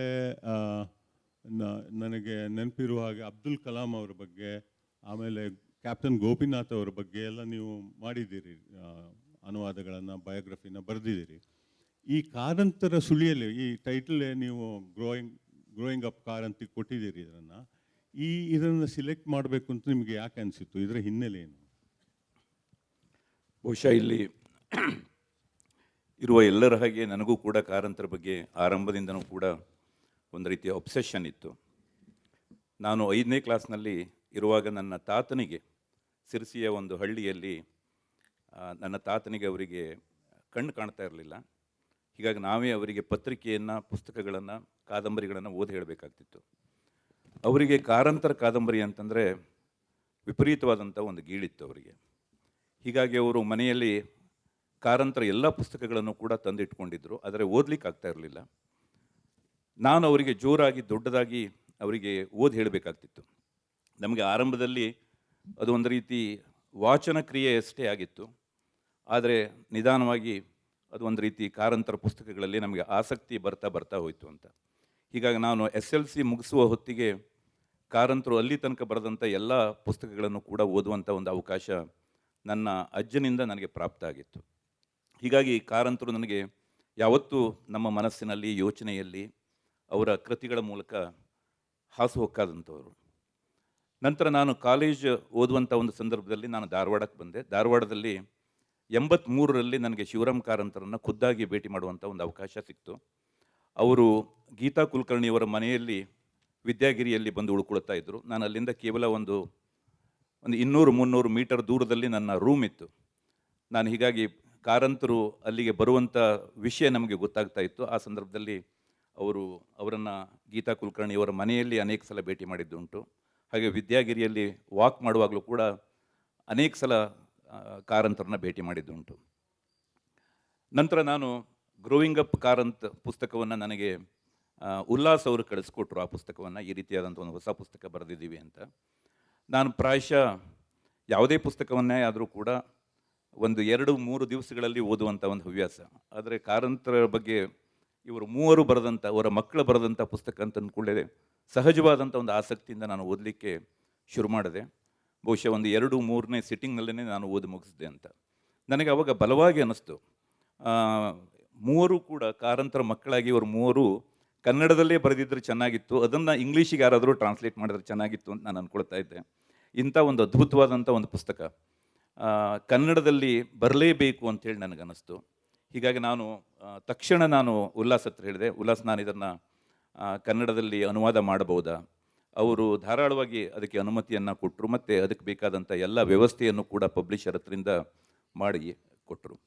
ನನಗೆ ಗ್ರೋವಿಂಗ್ ಅಪ್ ಕಾರಂತ್ ಆ ಟೈಟಲ್ ಬಗ್ಗೆ ಒಂದು 3-4 ತಿಂಗಳು ನಾನು ಯೋಚನೆ ಮಾಡಿರಬೇಕು, ಏನು ಕನ್ನಡದಲ್ಲಿ ಇದನ್ನು ಹೇಗೆ ಟ್ರಾನ್ಸ್ಲೇಟ್ ಮಾಡಬೇಕು ಅಂತ. ಬೀಚಿ ಅವ್ರದ್ದು ಒಂದು ಬಹಳ ಸುಂದರವಾದಂಥ ಒಂದು ಮಾತಿದೆ. ಅವರು 300 ಪುಟಗಳ ಪುಸ್ತಕವನ್ನು 3 ತಿಂಗಳಿನಲ್ಲಿ ಬರೆದು ಅದಕ್ಕೆ ಯಾವ ಶೀರ್ಷಿಕೆ ನೀಡಬೇಕು ಅಂಥೇಳಿ 3 ತಿಂಗಳು ಯೋಚನೆ ಮಾಡಿ ಕೊನೆಗೆ 300 ಪುಟಗಳು ಅಂಥೇಳಿ ಇಟ್ಟರಂತೆ ಅವರು. ಅದೇ ರೀತಿಯೇ ನನಗೆ ಗ್ರೋಯಿಂಗ್ ಅಪ್ ಕಾರಂತ್ ಏನು ಇದಕ್ಕೆ ಹೇಗಿಡಬೇಕು ಅಂತ ಕೊನೆಗೆ ಕಾರಂತರೇ ಬರೆದಂಥ ಒಂದು ಸುಂದರವಾದಂಥ ಒಂದು ಪುಸ್ತಕವಿದೆ, ಏನಂತಂದರೆ ಮೈ ಮನಗಳ ಸುಳಿಯಲ್ಲಿ ಅಂತ. ಹೀಗಾಗಿ ಕಾರಂತರ ಸುಳಿಯಲ್ಲಿ ಅಂತ ಈ ಪುಸ್ತಕವನ್ನು ನಾನು ಅನುವಾದ ಮಾಡಿದ್ದೀನಿ. ಅದು ಪ್ರಾಯಶಃ ಮುಂದಿನ ತಿಂಗಳ 17-18ನೇ ತಾರೀಕಿಗೆ ಅಥವಾ 3ನೇ ವಾರದಲ್ಲಿ ನಿಮಗೆ ನಿಶ್ಚಿತವಾಗಿ ನಾವು ತಿಳಿಸ್ತೀವಿ. ಅದು ಪುಸ್ತಕ ಬಿಡುಗಡೆ ಆಗ್ತಾ ಇದೆ. ಭಾಳ ಸುಂದರವಾದಂಥ ಒಂದು ಪುಸ್ತಕ. ನನಗೆ ಹೇಳಬೇಕು ಅಂತಂದರೆ, ನಾನು ಒಬ್ಬ ಪತ್ರಕರ್ತನಾಗಿ ಬೇರೆಯವ್ರ ಹತ್ರದಿಂದ ತೆಗೆದುಕೊಂಡಂಥ ವಿಷಯವನ್ನು ಸೇರಿಸಿ ನಾನೇ ಬರೆದಿದ್ದೀನೋ ಅನ್ನುವಷ್ಟರ ಒಂದು ಸಮಾಧಾನ ಕೊಟ್ಟಂಥ ಒಂದು ಪುಸ್ತಕ ನನಗೆ. ಅದು ಅನುವಾದ ಅಂತೇಳಿ ನನಗೆ ಎಂದೂ ಕೂಡ ಅನಿಸಿಲ್ಲ. ಒಂದು ಸ್ವತಂತ್ರ ಕೃತಿ ಅನ್ನುವಂಥ ಒಂದು ಪ್ರೀತಿಯಿಂದ, ಆಪ್ತತೆಯಿಂದ ನಾನು ಬರೆದಂಥ ಒಂದು ಕೃತಿ. ಕಾರಂತರಂಥ ಒಬ್ಬ ವ್ಯಕ್ತಿಯನ್ನು ಹಿಡಿದಿಡುವಂಥದ್ದು ಬಹಳ ಕಷ್ಟ. ನಿಮಗೆ ದೇವದಾಸ್ ಗಾಂಧಿಯವ್ರ ಹತ್ರ ಕೇಳ್ತಾರೆ, ಮಹಾತ್ಮ ಗಾಂಧಿಯವ್ರ ಬಗ್ಗೆ ನೀವು ಏನು ಹೇಳ್ತೀರಿ, ಮಹಾತ್ಮ ಗಾಂಧಿಯವ್ರ ಬಗ್ಗೆ ನೀವು ಒಂದು ಪುಸ್ತಕವನ್ನು ಬರೀಬಹುದಲ್ಲ ಅಂತ. ದೇವದಾಸ್ ಗಾಂಧಿ ಹೇಳ್ತಾರೆ, ನಾನು ಖಂಡಿತವಾಗಿಯೂ ಕೂಡ ನಾನು ಏನು ಬೇಕಾದರೂ ಬರೀತೀನಿ, ಆದರೆ ನನ್ನ ಅಪ್ಪನ ಬಗ್ಗೆ ಬರೀಲಿಕ್ಕೆ ಸಾಧ್ಯ ಇಲ್ಲ. ಅದೇ ರೀತಿಯಾದಂಥ ಒಂದು ಹೋಲಿಕೆಯನ್ನು ನಾವು ಕಾರಂತರ ಬಗ್ಗೆಯೂ ಕೂಡ ಕೊಡ್ಬೋದು. ಆರಂಭದಲ್ಲಿ ವಿಜಯಶಂಕರ್ ಹೇಳಿದರು ಅಂತ, ಕಾರಂತರ ಆಸಕ್ತಿ ಮತ್ತು ಅಭಿರುಚಿ ಅದು ಬಹು ಆಯಾಮದ್ದು. ಅದು ಕೇವಲ ಅವರನ್ನು ಒಂದೇ ಒಂದು ತಕ್ಕಡಿಯಲ್ಲಿ, ಒಂದೇ ಒಂದು ತೆಕ್ಕೆಯಲ್ಲಿ ಇಡಲಿಕ್ಕೆ ಸಾಧ್ಯ ಇಲ್ಲ ಅಂತ. ಅಂಥ ಒಂದು ಬಹುಶ್ರುತವಾದಂಥ ವಿದ್ವಾಂಸರು ಅವರು ಬರೆದೇ ಇರುವಂಥ ಒಂದು ಕ್ಷೇತ್ರ ಇಲ್ಲ. ಹೀಗಾಗಿ ಕಾರಂತರನ್ನು ಅವರ ಮಕ್ಕಳಿಗೂ ಕೂಡ ಬಹಳ ಕಷ್ಟ ಅಂತದ್ದು. ಅಥವಾ ಕಾರಂತರ ಹೀಗೆ ಇದೇ ರೀತಿಯಾದಂಥ ಒಬ್ಬ ವ್ಯಕ್ತಿತ್ವ ಅಂಥೇಳಿ ನಾವು ಅವರನ್ನು ಬಂಧಿಸಿಡಲಿಕ್ಕೆ ಆಗೋದಿಲ್ಲ. ಹೀಗಾಗಿ ಪ್ರಾಯಶಃ ಅವರ 3 ಮಕ್ಕಳು ಅವರ ಬಗ್ಗೆ ಬರೀಲಿಕ್ಕೆ ಇಷ್ಟು ವರ್ಷ ತೊಗೊಂಡ್ರು ಅಂತೇಳಿ ಅನಿಸುತ್ತೆ. ಅದರಲ್ಲಿ ನನಗೇನು ಆಶ್ಚರ್ಯ ಕಾಣ್ತಾ ಇಲ್ಲ. ಯಾಕೆಂದರೆ ಅಟ್ಲೀಸ್ಟ್ ಅವರು ಕಟ್ಟ ಕಡೆಗೆ ಬರೆದ್ರು ಅನ್ನುವಂಥದ್ದಷ್ಟೇ ಸಮಾಧಾನ. ಆದರೆ ಅದು ಇಷ್ಟು ತಡವಾಗಿದೆ ಹೇಳುವಂಥದ್ದು ಇಲ್ಲಿ ವಿಷಯ ಅಲ್ಲವೇ ಇಲ್ಲ ಅಂತ. ಯಾಕೆ ಅಂತಂದರೆ ಕಾರಂತರ ವ್ಯಕ್ತಿತ್ವವೇ ಅಂಥದ್ದು. ಹೀಗಾಗಿ ಆ ಪುಸ್ತಕ ನಿಮ್ಮ ಮುಂದೆ ಇನ್ನೇನು 1 ತಿಂಗಳಲ್ಲಿ ಸಿದ್ಧವಾಗಿದೆ, ಸಂಪೂರ್ಣವಾಗಿ ಸಿದ್ಧವಾಗಿದೆ. ಮುದ್ರಣ ಮನೆಗೆ ಹೋಗೋದಷ್ಟೇ ಬಾಕಿ ಉಳಿದಿದೆ. ಧನ್ಯವಾದಗಳು. ಈಗ ಕ್ವಿಕ್ಕಾಗಿ ನೀವು ಮೂವರು ಪ್ರತಿಯೊಬ್ಬರು ಕಾರಂತರ ಒಂದೊಂದು ಆಸಕ್ತಿಯ ಕ್ಷೇತ್ರದಲ್ಲಿ ಬಹಳ ಆಳವಾದ ಮತ್ತು ಅಂತಾರಾಷ್ಟ್ರೀಯ ಮಟ್ಟದ ಸಾಧನೆಯನ್ನು ಮಾಡಿದವರು. ಕಾರಂತರೊಮ್ಮೆ ಹೇಳಿದರು ನಮಗೆ ಹೈಸ್ಕೂಲ್ನಲ್ಲಿ, ಯಾವ ಕಾಡು ಪ್ರಾಣಿಯೂ ಅದು ಸುಮ್ಮನೆ ಕೊಲ್ಲೋದಿಲ್ಲ, ಹಸಿವಿಲ್ಲದಿರುವಾಗ ಕೊಲ್ಲೋದಿಲ್ಲ, ಸುಮ್ಮನೆ ಇನ್ನೊಬ್ಬನನ್ನು ಕೊಲ್ಲುವವನು ಮನುಷ್ಯ ಮಾತ್ರ ಅಂತ. ಇದು ಹೈಸ್ಕೂಲ್ನ ಒಂದು ಲೆಕ್ಚರಲ್ಲಿ ಹೇಳಿದ್ದು. ಹಾಗೆ ನೃತ್ಯದ ಬಗ್ಗೆ ಮೊಗ ಪಡೆದ ಮನ ಅಥವಾ ಅವರ ಸೈಕಾಲಜಿಕಲ್ ಆಸ್ಪೆಕ್ಟ್ ಬಗ್ಗೆ ಅವರ ಅನೇಕ ಕಾದಂಬರಿಗಳನ್ನು ಉದರಿಸ್ಬೋದು. ಸಮಯದ ದೃಷ್ಟಿಯಿಂದ ಅದಕ್ಕೆ ಹೋಗ್ತಾ ಇಲ್ಲ. ಈಗ ನಿಮಗೆ ಮೂವರಿಗೂ ಒಂದು ಸಮಾನವಾದಂಥ ಒಂದು ಪ್ರಶ್ನೆ ಏನು ಅಂದರೆ, ಒಂದು 2 ನಿಮಿಷಗಳಲ್ಲಿ ಹೇಳುವಾಗಿದ್ದರೆ, ಯಾವುದಾದ್ರೂ ಒಂದು ನೆನಪು. ಈಗ ನಾನು ಈ ಪುಸ್ತಕದಿಂದ ತುಂಬ ನೆನಪನ್ನು ಹೇಳ್ಬೋದು. ಉದಾಹರಣೆಗೆ ಲೀಲಾ ಕಾರಂತರ ಬಗ್ಗೆ ಬರೆದದ್ದು ಅವರು ಪ್ರಥಮ ಅವರು ಎಲ್ಲಿ ಅಟ್ರ್ಯಾಕ್ಟ್ ಆದರು ಅಂತ.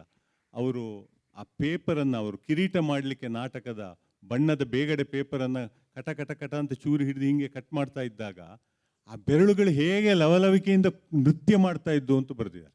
ಅದುವೇ ನನ್ನನ್ನು ಆಕರ್ಷಿಸಿಬಿಡ್ತು ಅಂತ ಲೀಲಾ ಕಾರಂತ ಈ ಪುಸ್ತಕದಲ್ಲಿ ಇದೆ. ಈ ರೀತಿ ನಿಮಗೆ ಯಾವುದಾದ್ರು ಒಂದು ಘಟನೆ ಮತ್ತು ನೀವು ಬರೆದ ಕ್ರಮ ಒಟ್ಟು? ಇದು ನನಗೆ ಈ ವನ್ಯದಲ್ಲಿ ಆಸಕ್ತಿ ಬರಲಿಕ್ಕೆ ಮೂಲವಾಗಿ ಅವರು ಒಂದು ಪ್ರೇರಣೆ. ಯಾಕಂದರೆ ಅವರಿಗೆ ಆಸಕ್ತಿ ಇತ್ತು, ಅದು ಬೇರೆ ರೀತಿಯ ಆಸಕ್ತಿ, ವೈಜ್ಞಾನಿಕ ಆಸಕ್ತಿ ಅಲ್ಲ, ಏಸ್ಟೇಟ್. He was an ಏಸ್ಟೇಟ್. ಅದು ಚಂದ ಅಂತ. ಅವರು 70ನೇ ಇಸ್ವಿಯಲ್ಲಿ ಕೊಡಚಾದ್ರಿ ಬೆಟ್ಟ ಹತ್ತಿದ್ರು, ಕುದುರೆಮುಖಕ್ಕೆ ಹೋಗಿದ್ರು. 1920ನೇ ಇಸ್ವಿಯಲ್ಲಿ, 30ನೇ ಇಸ್ವಿಯಲ್ಲಿ ಕುದುರೆಮುಖಕ್ಕೆ ಹೋಗಿದ್ರು. ಒಂದು ಏಸ್ಟೇಟ್ ಆಗಿ ನೋಡ್ತಿದ್ರು ಅವರು. ನಾನು ಇದರ ಆಸಕ್ತಿ ಬಂದ ಮೇಲೆ ಎಲ್ಲ ನೋಡುವಾಗ 1950-60ರಲ್ಲಿ ಪ್ರಾಣಿಗಳು ವಿನಾಶ ಆಗಿ ಹೋಗ್ತಾ ಇದ್ದವು. ಆಗ ಇವರು ವಿಜ್ಞಾನ ಪ್ರಪಂಚ ಬರೆದ್ರು.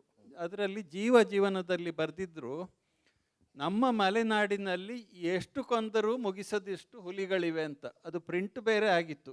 ನಾನು ಫುಲ್ ಜೋರು ಜಗಳ ಮಾಡಿದೆ. ನೀವು ಹೀಗೆ ಬರೆದ್ರೆ ನಿಮ್ಮ ಫ್ರೆಂಡ್ಸ್ ಎಲ್ಲ ಜಮೀನ್ದಾರರು ಕೋವಿ ಇಟ್ಕೊಂಡಿರುವವರು ಉಳಿದದನ್ನು ಮುಗಿಸ್ತಾರೆ ಅಂತ. ಅವರ ಮಿತ್ರರೊಬ್ಬರು ಹಾಸಣಿಗೆ ಗಣಪತಿ ಭಟ್ ಅಂತ, ಅವರ ಮನೆ ಅಟ್ಟದಲ್ಲಿ 32 ಚಿರತೆ ಚರ್ಮ 8 ಹುಲಿ ಚರ್ಮ ಇತ್ತು. ಸೊ ಈ ಥರ ಬರೆದದ್ದು ತಪ್ಪು ಅಂತ ವಾದ ಮಾಡಿದ್ದು ಒಂದು ನೆನಪು ಅದು. ಹಾಂ ಹಾಂ ಹಾಂ ಚೆನ್ನಾಗಿ. ನನಗೆ ಬಹಳ ಮುಖ್ಯವೆನಿಸಿದ್ದು ಅವರ ಕ್ವಾಲಿಟಿ ಏನಂದರೆ, ನಮ್ಮ 3 ಮಕ್ಕಳನ್ನು ಈಕ್ವಲ್ ಆಗಿ ನೋಡ್ಕೊಂಡಿದ್ದಾರೆ. ನಮ್ಮ ಹಳ್ಳಿ ಊರಲ್ಲಿ ನನಗೆ 16 ಇಯರ್ಸ್ ಇರುವಾಗ ನಾನು MGM ಕಾಲೇಜಿಗೆ ಹೋದೆ. ಬಸ್ಸಲ್ಲಿ ಒಬ್ಬಳೇ ಹೋಗಿ ಅಲ್ಲಿ ರೂಮ್ ಮಾಡ್ಕೊಂಡಿದ್ದೆ. ರಾತ್ರಿ ಬಸ್ಸಲ್ಲಿ ಮನೆಗೆ ಬರ್ತಾಯಿದ್ದೆ. ನಮ್ಮ ಊರಿಂದ ಯಾರನ್ನು ಹುಡುಗಿಯರನ್ನು ಬೇರೆ ಊರಿಗೆ ಕಳಿಸ್ತಿರ್ಲಿಲ್ಲ, ಹಾಗೆ ಈಗಲೂ ಕಳಿಸೋದಿಲ್ಲ. ಆ ಟೈಮಲ್ಲಿ ಆ ಥರ ಇಂಡಿಪೆಂಡೆನ್ಸ್ ಕೊಟ್ಟರು. 16 ವರ್ಷದಲ್ಲಿ ಅಷ್ಟು ಇಂಡಿಪೆಂಡೆನ್ಸ್ ಕೊಟ್ಟರೆ ನಿಮ್ಮ ಜಗತ್ತೇ ಬೇರೆ, ನಿಮ್ಮ ಎಕ್ಸ್ಪೀರಿಯನ್ಸೇ ಬೇರೆ, ನೀವು ಕಲಿಯೋದೇ ಬೇರೆ, ನಿಮ್ಮ ಜೀವನನೇ ಬೇರೆ ರೀತಿ ಆಗುತ್ತೆ. ನಿಮಗೆ ಈಗ ಎಷ್ಟೋ ಫೆಮಿನಿಸಮ್ ಅದು ಇದು ಹೇಳ್ತಾರೆ.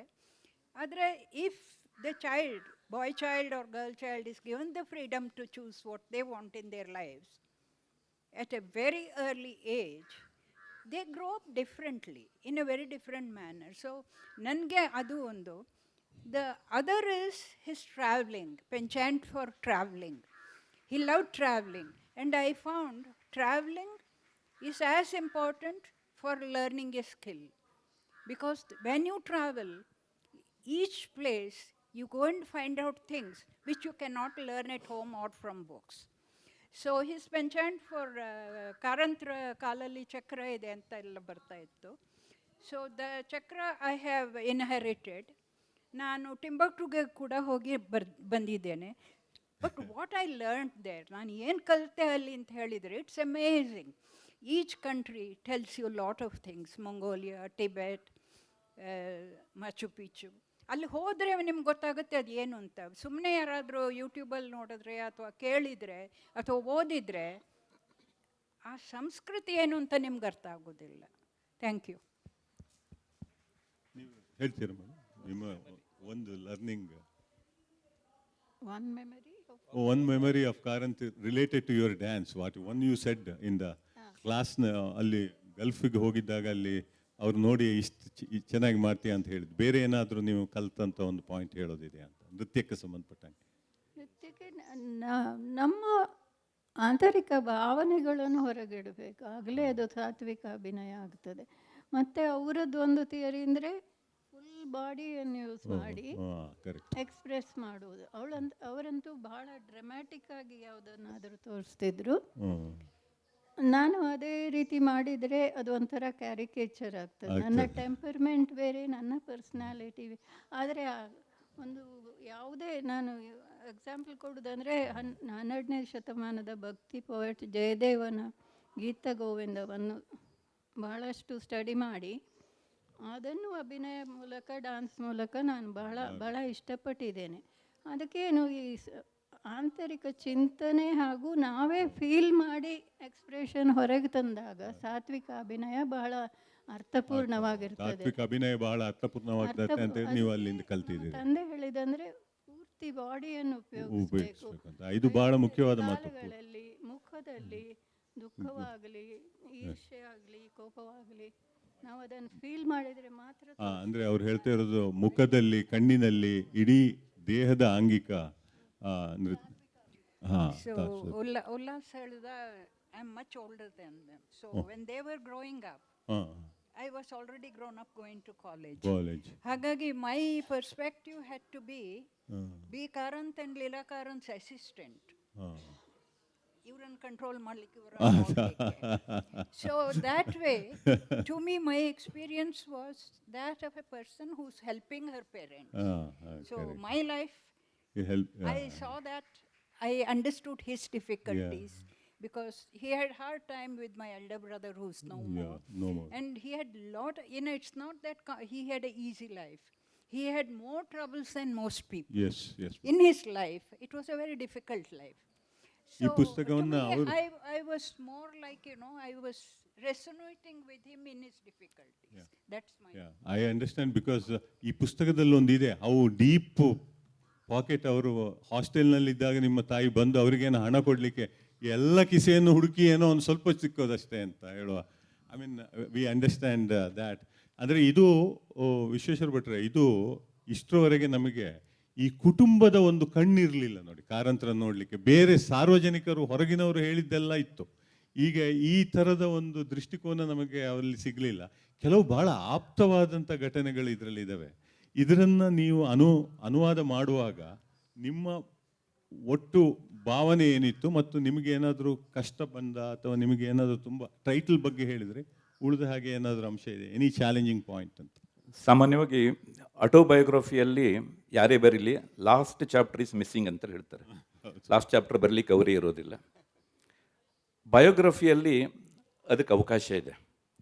ಅದು ಕೂಡ ಅವರು ತೀರ್ಕೊಂಡ ಎಷ್ಟೋ ವರ್ಷಗಳ ನಂತರ ಬರೆದಂಥ ಒಂದು ಪುಸ್ತಕ ಇದು. ಹೀಗಾಗಿ ನಿಮಗೆ ಇಲ್ಲಿ ತನಕ ನೀವು ಕಾರಂತರ ಬಗ್ಗೆ ಗೊತ್ತಿಲ್ಲದೆ ಇರುವಂತಹ ಅನೇಕ ಸಂಗತಿಗಳು ಈ ಪುಸ್ತಕದಲ್ಲಿ ಇದೆ. ಮತ್ತು ಅದಕ್ಕಿಂತ ನನಗೆ ಬಹಳ ಈ ಪುಸ್ತಕ ಯಾಕೆ ಆಪ್ತ ಆಗತ್ತೆ ಅಂತಂದರೆ, ಮೂವರು ಕೂಡ ತಮ್ಮ ತಾಯಿಯ ದೃಷ್ಟಿಯಲ್ಲಿ ಲೀಲಾ ಕಾರಂತರವರನ್ನು ಒಂದು ಪ್ರಧಾನವಾದಂಥ ಒಂದು ಕ್ಯಾರೆಕ್ಟರಾಗಿ ಇಟ್ಟುಕೊಂಡು ಕಾರಂತರನ್ನು ಚಿತ್ರಿಸಿರುವಂಥದ್ದು ಈ ಪುಸ್ತಕದ ಭಾಳ ದೊಡ್ಡ ಹೆಚ್ಚುಗಾರಿಕೆ ಅಂತೇಳಿ ನಾನು ಅಂದ್ಕೊಂಡಿದ್ದೇನೆ. ಕರೆಕ್ಟ್. ನಾನು ಈಗಾಗಲೇ ಹೇಳಿದೆ, ಈ ಪುಸ್ತಕ ಅನುವಾದ ಅಂತೇಳಿ ನಾನು ಖಂಡಿತವಾಗಿಯೂ ಕೂಡ ನನಗನ್ನಿಸಿಲ್ಲ. ನಾನು ಈ ಮೂವರನ್ನು ಕೂಡ ಕೂಡಿಸ್ಕೊಂಡು ಅವ್ರು ಕೊಟ್ಟಂಥ ಇನ್ಪುಟ್ಟನ್ನು ಇಟ್ಕೊಂಡು ನಾನೇ ಸ್ವಂತ ಕೃತಿಯನ್ನು ಬರೆದಿದ್ದೇನೋ ಅಷ್ಟರ ಮಟ್ಟಿಗೆ ಈ ಕೃತಿ ನನ್ನನ್ನು ಆವರಿಸ್ಕೊಂಡಿತು. ನಿಜಕ್ಕೂ ಕೂಡ ಓದಲೇಬೇಕಾದಂಥ ಒಂದು ಕೃತಿ. ಕಾರಂತರನ್ನ ಅವರ ಮಕ್ಕಳ ದೃಷ್ಟಿಕೋನದಲ್ಲಿ ನೋಡುವಂಥದ್ದು ನಿಜಕ್ಕೂ ಕೂಡ ಒಂದು ಹೊಸ ಒಂದು ಆಯಾಮ ಅಂತೇಳಿ ನಾನು ಅಂದ್ಕೊಂಡಿದ್ದೀನಿ. ನಿಮಗೆ ಕಾರಂತರ ಇನ್ನೊಂದು ಮುಖ, ಇನ್ನೊಂದು ವ್ಯಕ್ತಿತ್ವ, ನಮಗೆ ಗೊತ್ತಿರದ ಕಾರಂತರು ಈ ಕೃತಿಯಲ್ಲಿ ನಮಗೆ ಪರಿಚಯ ಆಗ್ತಾರೆ. ಖಂಡಿತವಾಗಿ ಸತ್ಯ. ಯಾಕಂದರೆ ನನಗನ್ಸೋದು ಯಾವಾಗಲೂ ಕಾರಂತರು ನಿತ್ಯ ಕಾಣುವ ಕಾರಂತರು ಅಂತ. ನಮಗೆ ಅವ್ರ ದಿನ ಯಾವುದೋ ಒಂದು ಘಟನೆಯಲ್ಲಿ ಯಾವುದೋ ಒಂದು ಸಂದರ್ಭದಲ್ಲಿ ಅವರು ಬಂದೇ ಬರ್ತಾರೆ. ಅವರ ನೆನಪು ಇಲ್ಲದೇ ಇರುವ ಒಂದು ದಿನ ಗಂಭೀರವಾದ ಕಾರಂತರ ಓದುಗರಿಗೆ ಇರಲಿಕ್ಕೆ ಸಾಧ್ಯವೇ ಇಲ್ಲ. ಏನೇ ಚಾಲೆಂಜ್ ಬಂದರೂ ಕಾರಂತರಾದರೆ ಇದನ್ನು ಹೇಗೆ ಮಾಡ್ತಿದ್ರು ಅಂತ ಹೇಳೋದು ಒಂದು ತಲೆಯೊಳಗೆ ಬಂದುಬಿಡುತ್ತೆ. ಅದು having shed that, do we have time for A few questions? 2 minutes, okay. One question, anybody? Yeah. You want to give the...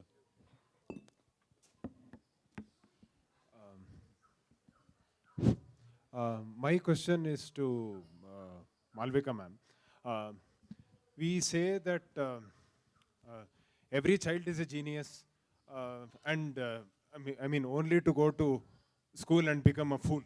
So that is what they say. And so what I wanted to ask was, as his daughter, in your opinion, what Shivaram Karanth would have expressed? Why the individual in the child dies when he goes to conventional schooling? What is, I mean, what in your opinion is the reason for that? Thank you. No, what he said was that in the school, they expect them to learn certain things, basically around the syllabus and things.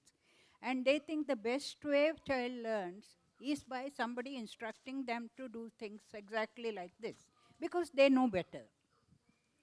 Whereas what he says is that the child is creative. Each thing that is happening around him, even a small baby can understand. And the baby will say, why is this happening? And adults have no answers. So if you sit and talk to a 3-year-old, they will ask so many questions. Most of them you can't answer. No, don't ask these things. Or you get angry with them for that. So what he found was children are highly creative, inventive, and have suggestions coming which we don't have. And many explanations for everything that they see, which you stop them by talking about it, asking about it, and not resonating with what is happening. So a father who answers all the questions, who tells all the stories, is the one who is aware that this is a very creative genius in front of him. So the present school system is not according to that. We will stick to one question person, one last Mr. HSM Prakash. ನಂದು ಎರಡು ಅಬ್ಸರ್ವೇಷನ್ಸು. ಒಂದು, ಮೂವರು ಮಕ್ಕಳು ಹೇಳಿದರು ಕಾರಂತರ ಮಕ್ಕಳನ್ನ ನಿಮ್ಮನ್ನು ಶಾಲೆಗೆ ಕಳಿಸ್ಲಿಲ್ಲ ಅಂತ. ನಾನೊಮ್ಮೆ ಹೇಳಿದ್ದೆ ಮೇಡಮ್, ತಮ್ಮ ಜೊತೆ ಮಾತಾಡುವಾಗ ಒಮ್ಮೆ ಹೇಳಿದ್ದೆ, ಕಾರಂತರಂಥ ವಿಶ್ವವಿದ್ಯಾಲಯ ಮನೆಯಲ್ಲಿದ್ದಾಗ ಸ್ಕೂಲ್ಗೆ ಹೋಗೋ ಅವಶ್ಯಕತೆ ಏನಿದೆ ಅಂತ. ಸೊ ಅದು ಒಂದು. ಇನ್ನೊಂದು, ಕಾರಂತರ ಕಾಲಲ್ಲಿ ಚಕ್ರ ಇದೆ ಅಂದರೆ ನಮ್ಮ ವಿಶ್ವೇಶ್ವರ ಭಟ್ರ ಕಾಲಲ್ಲೂ ಚಕ್ರ ಇದೆ. ಅವರು ನೋಡಿದಂಥ ದೇಶವೇ ಇಲ್ಲ. ಸೊ ಅವರು ಬಹುಶಃ ಕಾರಂತರಿಂದ ಅದರಿಂದ ಇನ್ಸ್ಪೈರ್ ಆಗಿದ್ದಾರೆ ಅಂತ ನನ್ನೊಂದು ಭಾವನೆ. ಓಕೆ, ಪ್ರಕಾಶ್ ಒಂದು ಅಲ್ಲಿ ಕೊಡಿ ಅವ್ರಿಗೆ ಲಾಸ್ಟ್. ವೆಲ್, ಎಲ್ರಿಗೂ ನಮಸ್ಕಾರ. ವಿಶ್ವೇಶ್ವರ ಭಟ್ರು ಹೇಳಿದ ಹಾಗೆ ಮೈಮನಗಳ ಸುಳಿಯಲ್ಲಿ ಕಾದಂಬರಿ ಓದಿದ್ದೀನಿ, ಇತ್ತೀಚಿನ ರಂಗರೂಪ ಕೂಡ ನೋಡಿದ್ದೀನಿ. ನನ್ನನ್ನು ಅದು ಇವತ್ತಿಗೂ ಕೂಡ ಕಾಡುವ ಕಾದಂಬರಿ ಅದು. ಮೇಡಮ್ಗೆ ಒಂದು question, doctor Malavika. While writing this book, how much of influence of Freud and Jung was there on him? To doctor Malavika. All these were very much there because all these books were there in my house. Even my mother had read Freud and she told me, oh, when I was pregnant with you, I was reading Freud. Oh. So, you know, that's something a kind of inherited. So I do believe in Freud because there is a subjective reality that nobody can deny. A subjective reality is something we believe it doesn't exist. So if you read Freud, there are many more lessons than what you can think of. So I think they were both of them were very well read. And to me, I formally read it and learnt it and practiced it. Thank you. Thank you. Question over, right? Yeah. Thanks, everybody.